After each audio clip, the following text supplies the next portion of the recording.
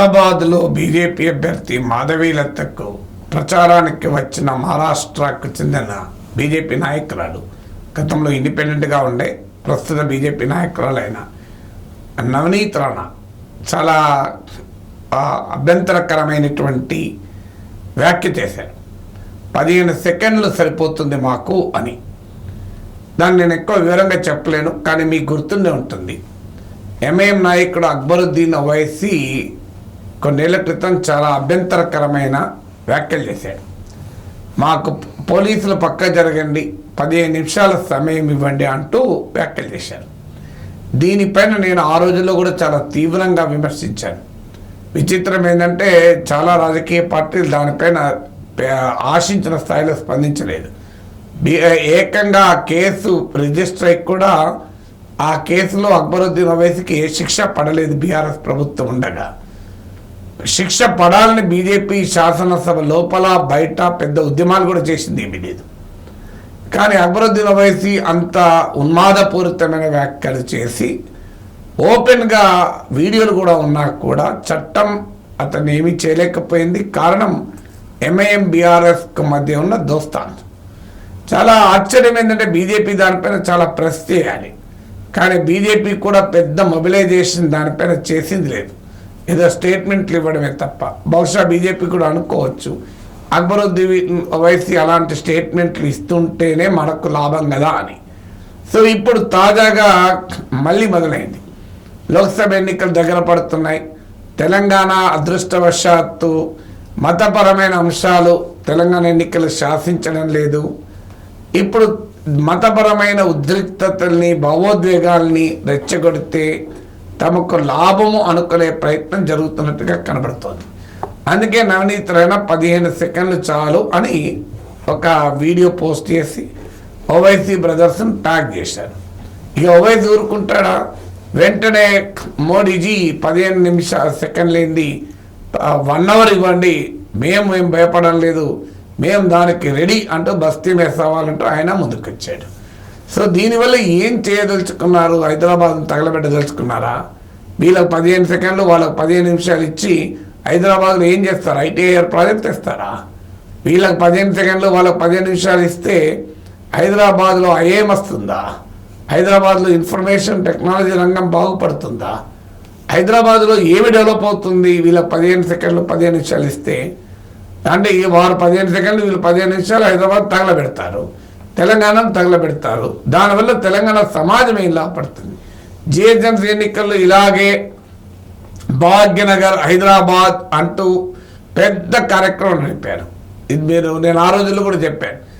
ఈ భాగ్యనగర్ హైదరాబాద్ అనే స్టేట్మెంట్ ఇచ్చింది 2 నేతలు. ఒకటి బీజేపీ యువ నాయకుడు బెంగళూరుకు చెందిన ఎంపీ తేజస్వి సూర్య, మరొకరు అసదుద్దీన్ ఓవైసీ. ఇద్దరు భిన్నమైన రాజకీయ ధృవాలుగా కనబడతారు. ఇద్దరు స్టేట్మెంట్లు ఒకటే. ఇప్పుడు కూడా మీరు చూడండి, అటు నవనీత్ రాణా ఇటు ఓవైసీ బొమ్మ బొర్సా లాగా ఒకరి స్టేట్మెంట్ మరొకరికి ఉపయోగపడుతుంది. అంటే ఒక ముస్లింలను ఆర్గనైజ్ చేసడానికి ఎంఐఎంకు బీజేపీ నాయకురాల స్టేట్మెంట్ ఉపయోగపడాలి, హిందూ ఓట్లను మొబిలైజ్ చేస్తానికి ఓవైసీ స్టేట్మెంట్ ఉపయోగపడాలి. అందువల్ల ఈ రాజకీయం హిందూ ముస్లిం రాజకీయం చేసి అటు బీజేపీ ఇటు ఎంఐఎం లాభపడుతుంది. ఈ ప్రాసెస్లో హైదరాబాద్ తగలబడ్డా మంచిదే, హైదరాబాద్ బ్రాండ్ ఇమేజ్ నాశనమైనా మంచిదే, తెలంగాణ అభివృద్ధి అడ్డుకున్నా మంచిదే. మతపరమైన భావోద్వేగాలకు ప్రజలు ఈజీగా అట్రాక్ట్ అవుతారు కనుక ఎన్నికలు దగ్గర పడుతున్న సమయంలో ఈ రకమైన తీవ్రమైన భావోద్వేగాలను రేకెత్తిస్తున్నారు.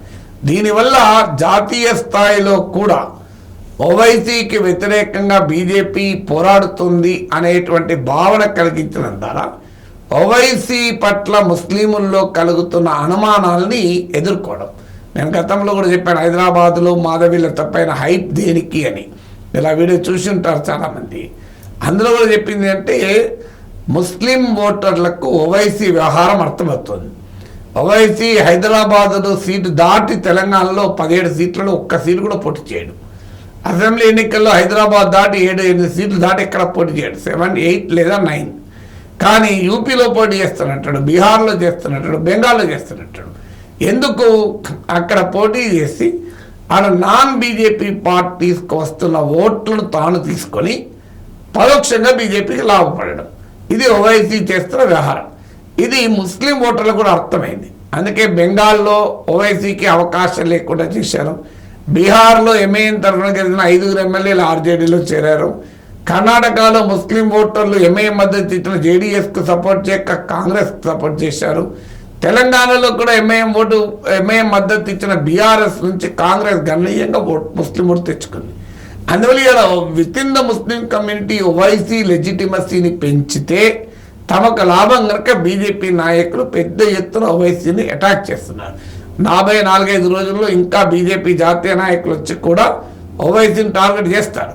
ఓవైసీని టార్గెట్ చేయడం వల్ల దేశవ్యాప్తంగా ఉన్న ముస్లిం ఓటర్లలో ఓవైసీ బలం పెంచడం, తద్వారా బీజేపీకి పరోక్షంగా లాభం కలగడం. హైదరాబాద్లో ద్వారా ఈ టెంపరేచర్ కమ్యూనల్ టెంపరేచర్ పెంచడం ద్వారా తెలంగాణలో హిందూ ముస్లిం పాలిటిక్స్ను మళ్ళీ ముందుకు తెచ్చి తెలంగాణలో కూడా లాభపడదు. ఈ 2 ఎత్తుగడల్లో భాగంగానే ఈ 15 సెకండ్లు వర్సెస్ 15 నిమిషాలు అనేది. అందువల్ల ప్రజలు ఆలోచించాలి. మతపరమైన భావోద్వేగాలను ఎన్నికల్లో రెచ్చగొడతారు, దానివల్ల తగలబడుతుంది అని సమాజం అనుకుంటారు. తర్వాత మిగిలిదేముండదు. ఇప్పుడు రోహింగ్యాల గురించి జిహెచ్ఎంసీ ఎన్నికలప్పుడు అంత మాట్లాడారు. తర్వాత రోహింగ్యాలకు ఏకంగా ఇల్లు కట్టిస్తామనే మోడీ ప్రభుత్వం ప్రతిపాదించింది. అసలు ఇవాళ మళ్ళీ రోహింగ్యాల గురించి మాట లేదు, ముచ్చట్లేదు. భాగ్యనగర్ హైదరాబాద్ అన్న మాట లేదు, ముచ్చట్లేదు. మీరు తెలంగాణ ఎన్నికల్లో అదేం వాడతలేదు.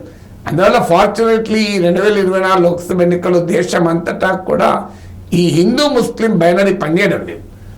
ఆ పని చేయడం లేదు కనుక దాన్ని పని చేయించేటువంటి ఈ ప్రయత్నాలు అటు బీజేపీ చేస్తుంది, ఇటు ఓవైసీ చేస్తున్నాడు.